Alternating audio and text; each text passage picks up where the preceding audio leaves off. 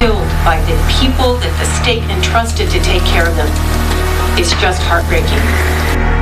We still don't have their bodies.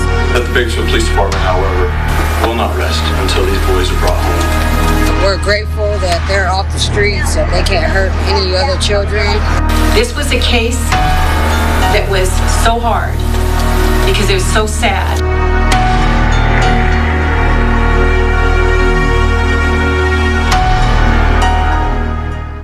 5 o'clock now on your Thursday evening. It's good to have you with us here this hour. I'm Tammy Melchuk. And I'm Jim Scott. Thank you for being with us on what has been a very busy news day. After dozens of searches, scores of interviews, months of investigation, weeks of trial, and a shocking last-minute plea from a defense attorney, the adoptive parents of Orrin and Orson West were sentenced today in a Bakersfield courtroom to life terms in prison. Trezell and Jacqueline West, accused of killing the young boys 3 years ago, were sentenced to 15 years to life in prison on convictions of second-degree murder. They were also sentenced to 4 additional years on convictions of child cruelty. The bodies of Orrin and Orson have never been found. In a rare move, Jacqueline West's defense attorney asked the court to, quote, fashion a scheme that involves some kind of probationary sentence. The judge emphatically denied.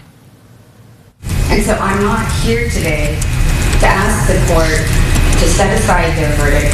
And I'm not here today to say that they were wrong. But I'm asking the court for the one and last final request that Jackie has asked for from law enforcement, from the people, from the jury, and at the court. And that is to render a sentence that is fair and just. Jacqueline West is not the victim. Let's just be clear. Anybody that knows me knows, whether you like it or not, that in different cases, I don't do what probation recommends. There have been cases that have been serious cases where I've suspended the sentence and given probation. This is not one of those cases. We have in-depth 17 News team coverage for you tonight. Michaela Armstrong is standing by with the biological family's reaction to today's sentencing. Rob Hagan went back to California City, where that community is still reeling from the boys' disappearance. Maddie Jansen has a look back at this case from day one, and our Jason Katowski is standing by with analysis. But we begin tonight with 17's Jenny Hubb, live from downtown Bakersfield. She has more tonight on District Attorney Cynthia Zimmer's comments following today's sentencing. Jenny, good evening. Tammy, good evening. The jury has spoken, the judge has spoken, and the prosecutors have spoken. But it's still unclear what exactly happened to these 2 boys. Are you asking what we really think happened outside of what happened in court? Well, we don't want to speculate too much because some of this is just our gut feeling. But a gut feeling on the still unanswered questions on the whereabouts of 4-year-old Sincere Pettis and 3-year-old Classic Pettis. Those are their birth names, and I'm not going to use the other names that their killers named them after the state entrusted them with their care. We don't know why the brothers were killed. We don't know how they were killed. We don't know exactly when. It remains unknown how Sincere and Classic died and which adoptive parent bears more responsibility. Did Trezell West kill them both? Did Jacqueline? Did they both? My opinion is after Sincere was killed, that Classic was lost. And without Sincere, Classic was probably crying a lot, devastated, probably looking for him, and they had to come up with something to take care of that. She says Sincere, the older brother, was killed first when the family lived in Bakersfield, and that he never made it to California City, while Classic likely was in Cal City for a few days before his disappearance. Zimmer also says the children were killed in September of 2020, but not reported missing until December of that year. Right before the sentencing Thursday morning, Jacqueline West's defense attorney made an emotional request for a probationary sentence, to which Zimmer says she has not seen a judge here issue such a sentence before. I was offended quite frankly, by the defense argument in court trying to paint Jacqueline West as the victim. Zimmer says even if the bodies are found in the future, the case likely won't be back in court. But searches can pick up anytime if there is a viable lead or tip. But right now, we don't have any. And of course, that these killers choose to do the right thing and come forth and tell us where they are. And that's really the big missing piece to this whole puzzle. Where are the boys? The biological family, meanwhile, is still asking for answers in this case. 17's Michaela Armstrong is standing by live outside the courthouse with their reaction. Michaela, good evening. Good evening, Jenny. Well, after multiple postponements, those close to the family were happy to see Trezell and Jacqueline West sentenced, but left frustrated, still wanting more done.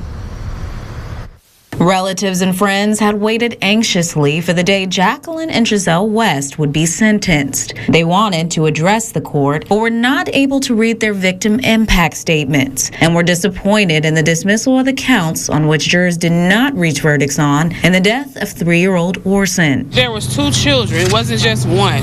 There were 2, and they both should get the same grace. So the judge needs to take in consideration to bring that back up because it was 2, not 1. But the district attorney's office made it clear that is not a path they are willing to pursue because of the impact it has on the witnesses. Some of the most impactful testimony was from children.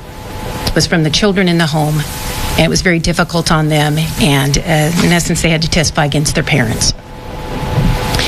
We didn't want to put them through that again. Another part of the sentencing that sparked emotion was Jacqueline West's lawyer, defense attorney Alexia Torres Stallings, asking the judge to consider granting Jacqueline probation. Stallings said Jacqueline West had lost so much already, including her husband, her kids, and home. That was triggering for family and friends of the biological family. Our family lost the boys. They're still missing. We don't have nothing. We're still wondering where they're at. You get to still call your children. You get to still call your mother. Like, you're acting like a victim. You're not the victim. You know what I mean? You should have thought about this when you had custody of them, when you were supposed to take care of them. Now you're going to deal with your consequences because you guys took away 2 innocent babies. You guys want to see your babies? You should have thought about that. Yes. Now they're in the system. Karma, you reap what you sow. That's all I got to say. These are the victims. Classic and Sincere.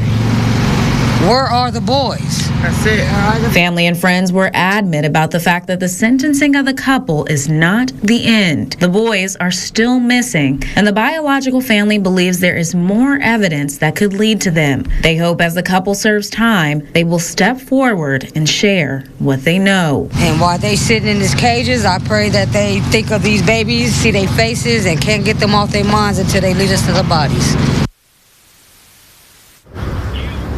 Again, all shared with me. For them, this is not over until the boys are found. Live from downtown Bakersfield, Michaela Armstrong, back to you.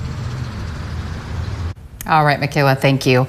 Before the West case, the last no-body murder conviction here in Kern County was the case of Daniel Rhodes. Last year, the Caliente man was sentenced to 40 years to life in prison for gunning down William Alford in 2019. Rhodes admitted he shot Alford after Alfred forced his way into Rhodes' home and threatened him. Rhodes told investigators he loaded Alford's body into his pickup and tossed it inside a large trash bin off Caliente Bodfish Road. The body has never been found. Test results revealed a bullet fragment found at the scene of the shooting had DNA on it consistent with Alford's DNA profile. The disappearance of Orrin and Orson West sparked lawsuits that are continuing to make their way through the court system. In September of 2021, Charles Pettis, the biological father of the boys, and his mother, Brenda Pettis, sued county and state Child Protective Services, alleging that authorities were negligent in taking the boys from their birth parents.